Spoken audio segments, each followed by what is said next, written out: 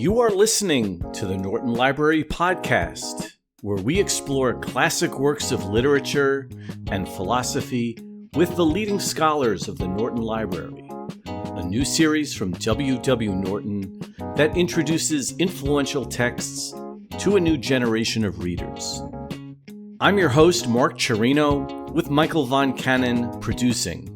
Today, we present the first of our two episodes devoted to the Decameron by Giovanni Boccaccio, as we interview its editor, Wayne A. Rebhorn. In part one, we learn who Boccaccio was and what he wrote, the historical time in which he lived, and his rich legacy. We discuss the structure of this great work, what is being dramatized, and what themes emerge from the Decameron. Wayne A. Rebhorn is the Mildred Hayek Vodsek and John Roman Vodsek Chair in English at the University of Texas, where he teaches English, Italian, and comparative literature. His translation of Boccaccio's Decameron won the 2014 Penn Center USA's Literary Award for Translation. It is so nice to have him with us today. Wayne Rebhorn, welcome to the Norton Library Podcast. Well, thank you for inviting me. I appreciate it. Well, it's such a pleasure to have you on to get to discuss your new edition of Giovanni Boccaccio's The Decameron. And Wayne, I thought we would start by talking about Boccaccio himself. Who is this writer? Where and when did he live? What do we need to know about him in order to tackle this work? You don't need to know a huge amount, but he's a very interesting guy in some ways. I don't think there's been an adequate biography. Maybe there couldn't be because there are probably not enough details, but he was born probably, it's not 100% sure, in a tiny town called Certaldo, which is about, maybe not even like 40 or 50 miles to the southwest of Florence. And he may have been born in Florence. It's just simply not known. And his father, he was illegitimate, by the way. But then there were a lot of other kids in those days. And his father worked for the Bardi Bank, B-A-R-D-I, Bardi. And they were, like the Medici, they were bankers, and they were very, very wealthy. And the father was not, he's a functionary in the bank. He was not he's not a partner or something. So Boccaccio was raised by him, and he took Boccaccio to Naples in about 1325, I think, like that, something like that, because the Bardi Bank had a branch there, and his father wanted him to study at the Studium, which is essentially the University of Naples, and study canon law. Boccaccio didn't like it at all. And never got a degree, never finished his course of studies. But he met lots of people there, and they encouraged his literary endeavors. And so when he was young, this is before the Decameron, let's say, think of the Decameron, about 1348-49, when the plague struck Florence as a kind of midpoint in Boccaccio's life. Before that, when he was in Naples, and after he came back to Florence in around 1340 or 1341, he wrote a lot of stuff, tons of poetry, and not lyric poetry, but long poems of different sorts, allegorical poems, very much medieval stuff. And basically, except for scholars, people don't read that anymore. It's not of much interest to them. And so he loved being in Naples. It was wonderful, very rich.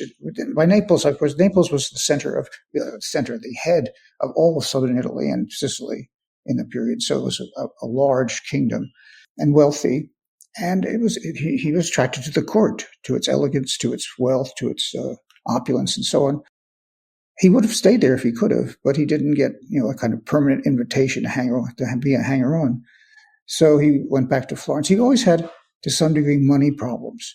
And writing was a way to make money, but not the way we do nowadays, because they didn't have copyright. You could publish your work and be sure that you would get a percentage of the royalties and so of the income from it. So he wrote and he wrote and he wrote, and he had patrons of various sorts who would reward him.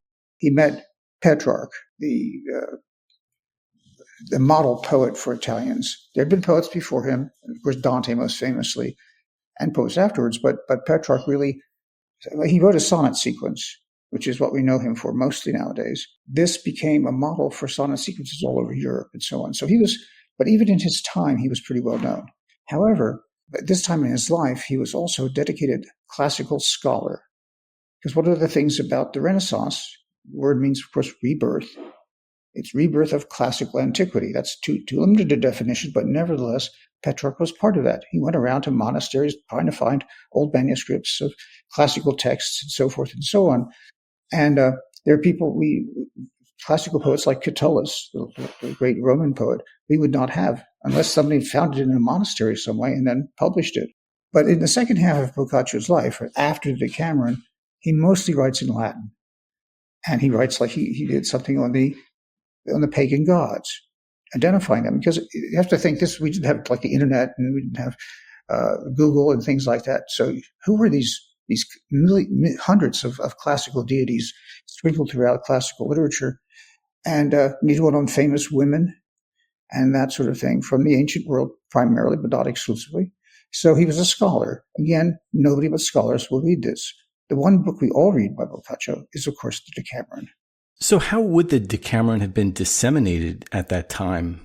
I'm sure it was disseminated by manuscript. They didn't have printing. They're like a century and plus before that happened. So, and we know that because at the beginning of day 4, Boccaccio spends some time defending what he's doing from various criticisms. He'll come back and defend it again in the very last, the conclusion of the work. But it's most likely that he already had disseminated a part of it in manuscript. And I don't know, honestly, whether he did. I know that the manuscript on which everybody bases their editions is held in the library in Berlin, and it is in his hand, and it goes way back. It's not complete, but there's a manuscript in Florence. I don't think it's in his hand, which gives us the complete Decameron we have now between the two of them. And so he must have shown it as he was writing it in chunks. I don't know. He was friends. Wayne, you mentioned Dante and Petrarch. And in considering Boccaccio along with those other two writers as sort of a triangulation, how is it helpful to look at them as a trio? In what ways are they similar or dissimilar? Well, let me answer that by saying that for the Italians, they have looked, I think since at least the 16th century, looked back at those three writers as the founders of Italian literature. What they call them are the tre corone, the three crowns. And Dante for the long poem, obviously. Petrarch for the lyric. He wrote a collection of lyrics, famously, it's imitated all over Europe. And then Boccaccio for prose. And Boccaccio's work was translated into various vernaculars, including French and English, for instance. And it became a kind of model how you put together a series of stories which have a frame around them, what the Italians call a cornice, which is what you have around a picture, and thus tying them all together. And so that there were imitations of Boccaccio later on, mainly in the 16th century, but 15th century too, I think. I don't know a whole lot about them, to be honest, but he clearly had an impact. His prose was art prose, the kind of prose that a writer would aspire to write, and so forth and so on. And so that's why he was important for the Italians. He's also important on the world stage, I think, because he is such a great writer, and because his prose, the collection of Decameron, collection of stories, is such a wonderful collection. He is less well known than Petrarch, and much less well known than Dante. Dante's sort of, everybody knows, or at least has some idea of Dante, Dante's Inferno, Dante's Hell, whatever. Fewer know about Petrarch and the sonnet and lyric poetry in general. And I'm sorry to say that Boccaccio is just sort of like he's a sort of stealth, he produced a sort of stealth classic in the Decameron. It's there, but, Decameron, what? Your introduction, Wayne, talks a lot about the plague that seems to have had a great impact not only on Boccaccio's life, but also on the composition of the Decameron. In what way was that such a major event? Well, I mean, historically, it was a huge event. I mean, it wiped out the population, or like a third, a half of the population of Florence, and went and spread all over Europe. There was nothing they could do about it. They didn't have antibiotics, and they didn't have any way of preventing themselves from getting infected, because houses were built in such a way they were not. I mean, they're not. The rats that carried it, the brown rat, I think it was. To carry the fleas that had the plague in them, would be everywhere, not running around your floor, but hiding and stuff like that. And they'd come out, and the fleas would jump off, and they'd jump onto people, and the fleas would bite the people would get the plague. So there's almost no way of stopping it. In fact, what I've read about is that the plague only really stopped in the 18th century when they started making houses better, more insulated, more protected. Because the plague's still out there. You can still get plague. So, Wayne, this plague, did this impact how Boccaccio approached the project? Did it motivate him to address it in some way? Yes, I think it did. Let me tell you an anecdote about my teaching of Boccaccio. I was teaching Boccaccio in a course in the fall of 2001, specifically on 9/11. And I came into the university, and everyone was talking about what had happened to one of the twin towers. And I watched for a while on television before I went to my class. I think the class was like at 11, which had been about noon in New York City. And, with horror, everybody was looking at this awful thing that had happened. And I said, what do I do? What shall I do? Should I just dismiss the class? Should I invite the class to talk about the effect of 9/11 on them? Which we did a bit. We did. I also thought, why not Boccaccio? He's writing this wonderful work, in response to the plague. I'm sure what must have happened, though I have no evidence for this at all, but I'm sure he must have said, gee, we're going through a plague. Why don't I write stories? What do people find comforting when they're faced with the calamity of the magnitude of the plague? And I think they turn to stories, because stories have, well, if nothing else, and they certainly have more than that, but they have a beginning, a middle, and an end. They end. There's a terminus. And with the plague, when you're in the middle of it, you have no idea if this is ever going to end. And so I think that's what happened. I might add, just as a footnote to that my translation did fairly well in terms of sales, and it took off during the pandemic for obvious reasons. People were thrown back upon themselves. They couldn't go out and mingle with the crowds anymore, and so forth and so on. Couldn't go to restaurants. So they read. And there could be no more perfect work than the Decameron to deal with the cataclysmic effect of the plague on people's lives, of the pandemic in 2001. Wayne, one more question about that. Would you say that Boccaccio is writing then to distract people or to cheer them up, to give them some kind of sustenance, or is it to investigate some philosophical or religious meaning behind the plague? I'd say it's a terrible thing to say. It's both. He's writing because the stories will distract you. I mean, why do they have TV sets in hospital rooms? Yeah. You're there lying in misery or whatever, and at least you can watch whatever the tube is showing. And I think that's certainly part of it. But I think he has, larger fish to fry. I think he also wants people to reevaluate the way they think about life, their relationships with other people, their societies, and stuff like that. He's not a revolutionary, but he does have, I can put it, more serious aims than just being a distraction. You talked a little bit earlier about the structure that Boccaccio chose for this huge work. Can you say a little bit more about how this text is structured? And is this the first such time a work has been structured in such a way? Where's Boccaccio getting this design from? Well, I think we can't know for sure. The guy, he's like Shakespeare. He didn't keep a diary. Like today, I think I'll do 100 tales and that sort of thing. That would be very nice, but he didn't. But what we can deduce is this. I think he originally started with a collection of stories being told by 7 women. He then decided to add 3 men. So the ladies definitely outnumbered the men in this collection. And he had a model that he could work with, existing in Tuscan literature, namely Dante's Divine Comedy.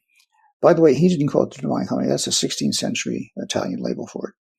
Anyway, and the Divine Comedy has 100 cantos, 34 in Inferno with a sort of introductory canto, and then 33 in Inferno, 33 in Purgatory, 33 in Paradise. And so I'm sure it was absolutely natural for him to think, how many stories am I going to write? And so he decided on 100 stories. He may have had fewer in mind initially, but that became what he decided to what we have as the Decameron. And the name, of course, is from the Greek root for 10. Not that Boccaccio and people in his culture generally knew Greek, they didn't, but they knew a few things. And so I think that his was, you could see his thing as a homage to Dante, of course, but also as a kind of retort or an alternative. And people have talked about, if Dante writes the Divine Comedy, Boccaccio writes the earthly comedy. So I think that, if Dante's comedy was defined as called the Divine Comedy in the 16th century, and I think people knew kind of that, even if it didn't have that title, and Boccaccio's work can be seen as a response to that, a riposte. Not necessarily a contradiction, not necessarily a rejection of Dante, but rather it's about life on earth. And if I may talk a little bit about the structure, I think that reveals a great deal, as well as individual tales do too. But the structure is that he starts out with a bunch of tales on the first day. This is a response to the plague and to its devastation of human society and so on. And the thing he focuses on the first day is how is what you might call linguistic virtuosity, quick-wittedness, an ability to roll with the punches, and that sort of thing. And also he focuses on the way human beings can use their intelligence to get what they want while preserving some kind of social world around them. So you can see, in a certain sense, Decameron is not just an escape from, but it's kind of, it has an almost revolutionary, not quite revolutionary effect of saying, well, if we just lived in our world like this way, we'd be better off. So that the key thing for him in all of his stories really is ingenio, intelligence, wit, cleverness, and the ability to create stories, because a lot of the stories have characters creating stories within the stories that get them out of a jam or allow them to get something they want and so on. And for instance, the very first story, which I was going to talk about in more detail, is really the chief character is faced with the proposition. He's dying, not of the plague, but he's dying.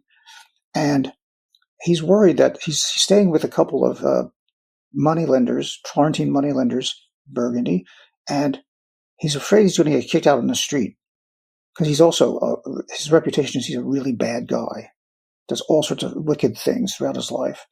And so they won't want him around. And he wants to die in his bed. And so he has to invent a self in order to be able to stay there and to survive.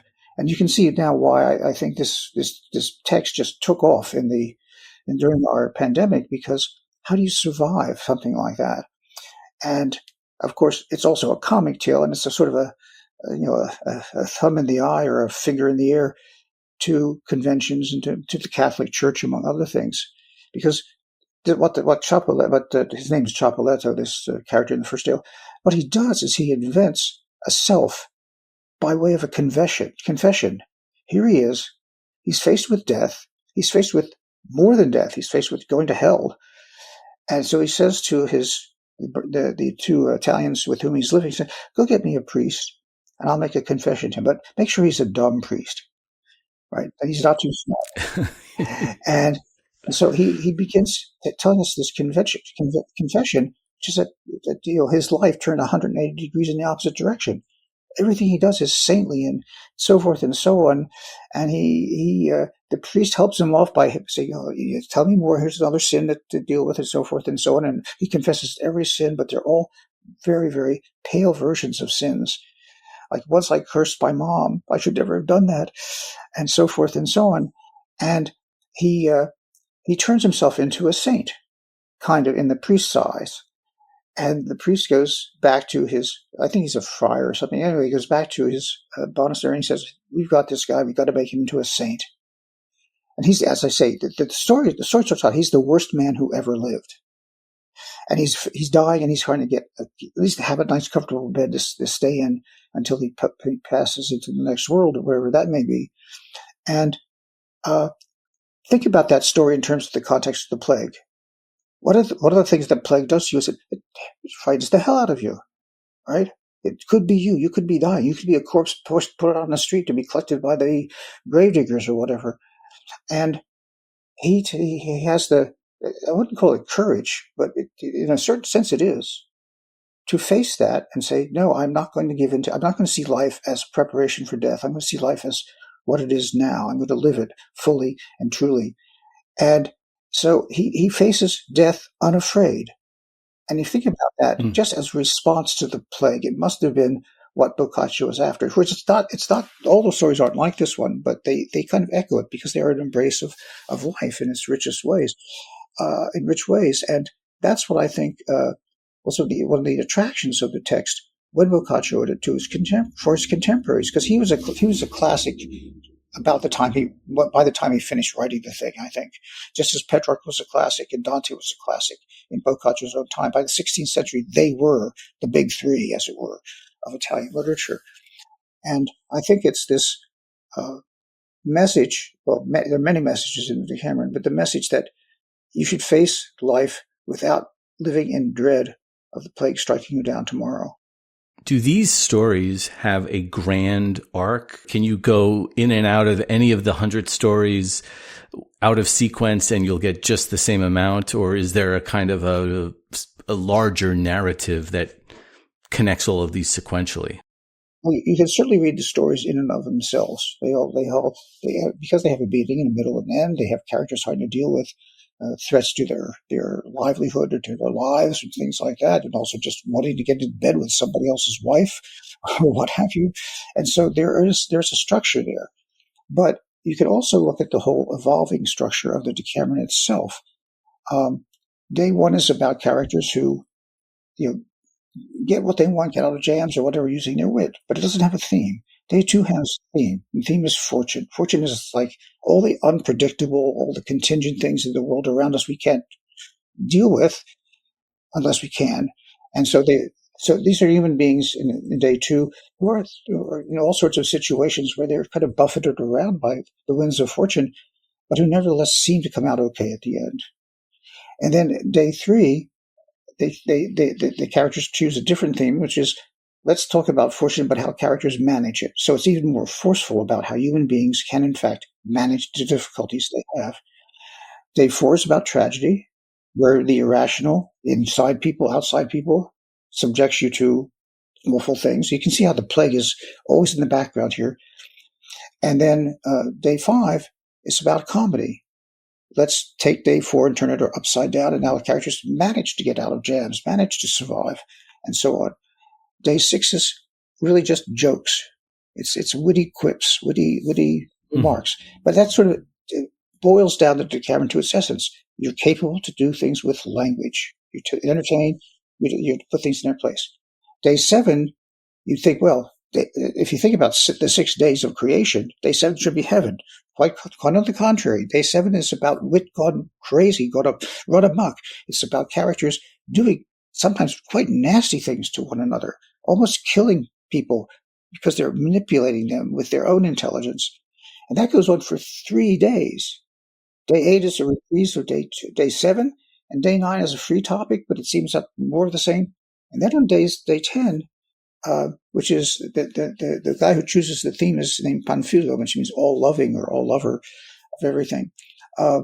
He says, let's talk about magnanimity, generosity, even self-sacrifice, which is a kind of complement to the egotism that was unleashed in the 7th, 8th, and 9th days and turned very ugly at times.